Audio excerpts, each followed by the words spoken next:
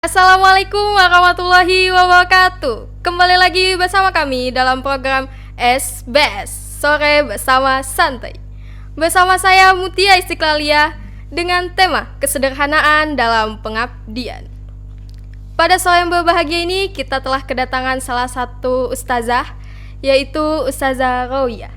Assalamualaikum Ustazah. Waalaikumsalam warahmatullahi wabarakatuh.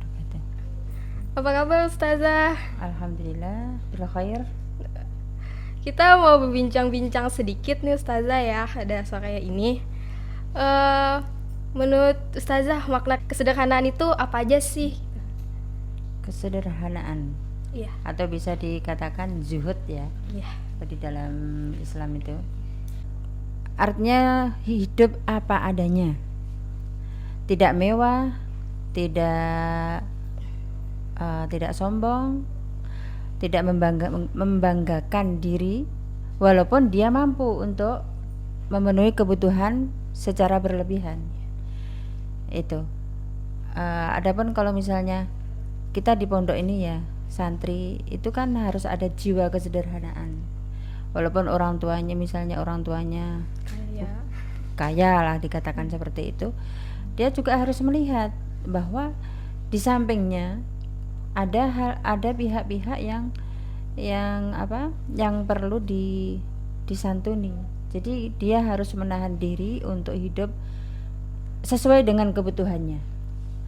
Contohnya pakaian ya. Kalau pakaian kan bisa misalnya orang tuanya atau orang bisa beli yang bermerek, tapi kan melihat kebutuhan yang lainnya dan melihat orang sekitarnya, dia bisa menahan diri untuk menghindari dari kemewahan itu. Dan itu pun juga dicontohkan oleh Rasulullah Sallallahu Alaihi Wasallam. Rasulullah, kalau kita melihat beliau adalah seorang pemimpin negara, otomatis apapun yang diinginkan oleh Rasulullah, kalau Rasulullah ingin hidup mewah, itu serba ada. Namun Rasulullah memberikan contoh kepada umatnya supaya umatnya itu bisa menahan diri, bisa hidup zuhud apa adanya, tidak menghindari dari kemewahan dan berlebih-lebihan, karena hal-hal yang berlebihan itu kan termasuk pemborosan, dan pemborosan itu kan termasuk temannya setan, dan itu dilarang oleh Allah Subhanahu wa taala. Itu menurut saya. Ibu kan udah lama nih mengabdi di Pondok Tercinta ini. Bisa nggak sih Bu cerita-cerita tentang kesadaran Ibu dalam mengabdi di pondok pesantren ini gitu? Kita mau tahu gitu. Kesederhanaan saya sendiri atau keseluruhan, artinya para santri juga ya. Iya. Ya. Kalau cerita itu banyak ya. Di pondok ini kan kita dilatih untuk hidup apa adanya dan menerima apa yang ada di dalam di hadapan kita ya, itu. Dan di pondok ini kan juga dilatih untuk selalu bersyukur ya. Apapun yang kita terima, kita harus selalu bersyukur kepada Allah ya. Mungkin ya ada singglo dikit, tapi kan itu harus kita imbangi dengan banyak istighfar. Itu yang memotivasi kita supaya hidup itu kan tidak hanya untuk makan, untuk berpakaian, untuk bersenang-senang ya. Tapi kan hidup itu kan ada nilai ibadah itu. Kalau cerita tentang kesederhanaan saya pribadi ya, dengan dulu saya mulai tahun 89 ya. Subhanallah, pondok ini betul-betul masih perlu perjuangan yang sangat-sangat ya, mulai dari makanannya santri, mulai dari asrama kita yang sangat sederhana, yang dulu kan Aisyah aja kan. Asramanya Aisyah aja. Saya datang ke sini santrinya baru sekitar 40 ya. Dan itu pun kamarnya belum sebagus sekarang ini. Kalau sekarang ini betul-betul wow ya. Makanya kalau santri-santri dulu kalau kesini, wah subhanallah Bu ya bagusnya ya. Enak ya anak-anak sekarang tinggal makan aja. Kalau dulu kan anak santri dulu kan harus masak. Jadi karena saya belum berkeluarga ya, jadi nemanin mereka untuk masak, jadwal masak nanti 1 minggu 2 kali dari subuh, ya, dari habis subuh kita sudah turun ke dapur untuk memasakkan seluruh santri dan seluruh ustadz-ustadz yang ada di sini, gitu. Kemudian ya dengan perkembangan Ada. yang sekian lama ya, saya kan hampir ada 30-an tahun ya, lebih ya, Iya, lebih kayaknya kali. lebih deh. Lebih. Saya betul-betul kalau saya bandingkan dengan, ya memang zamannya sudah berbeda ya.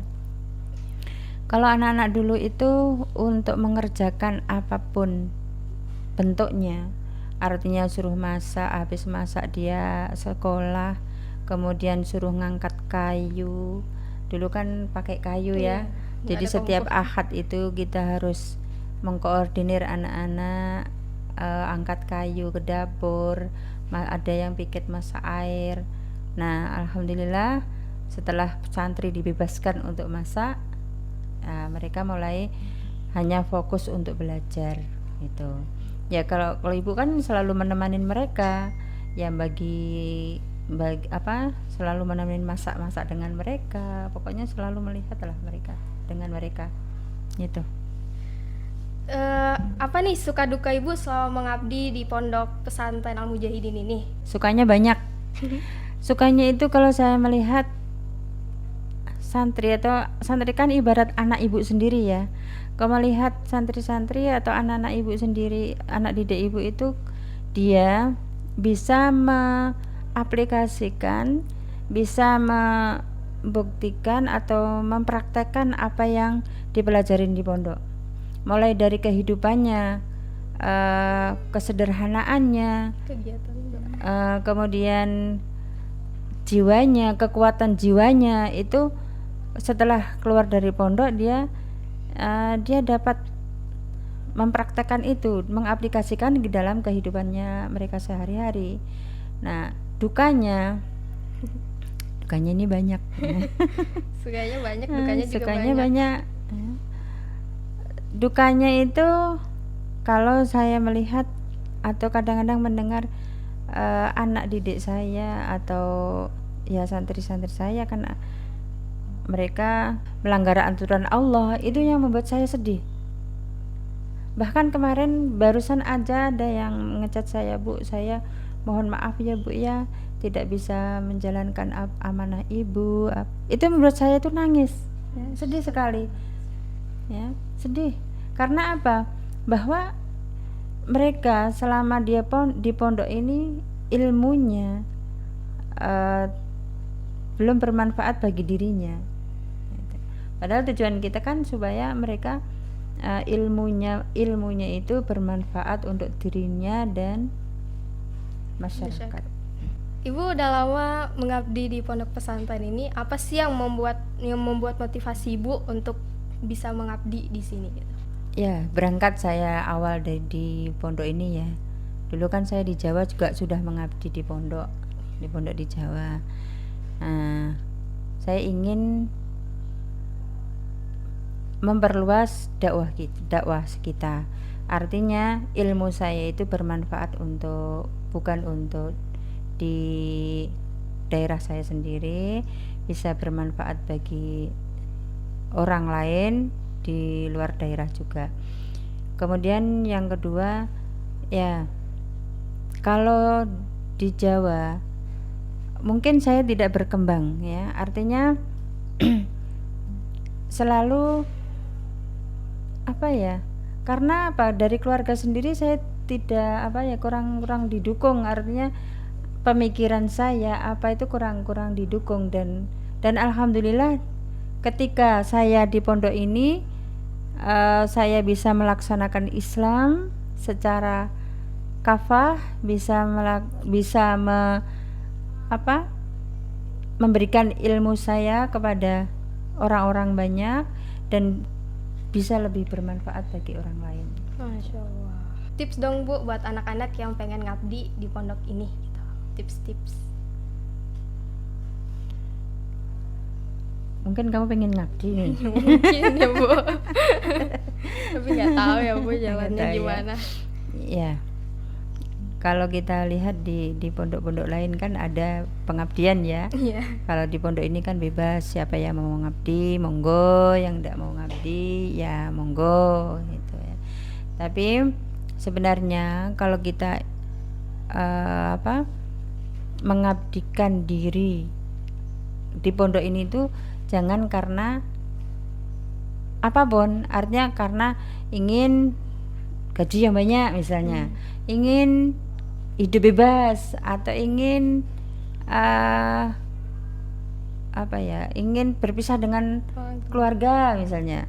Jangan seperti itu.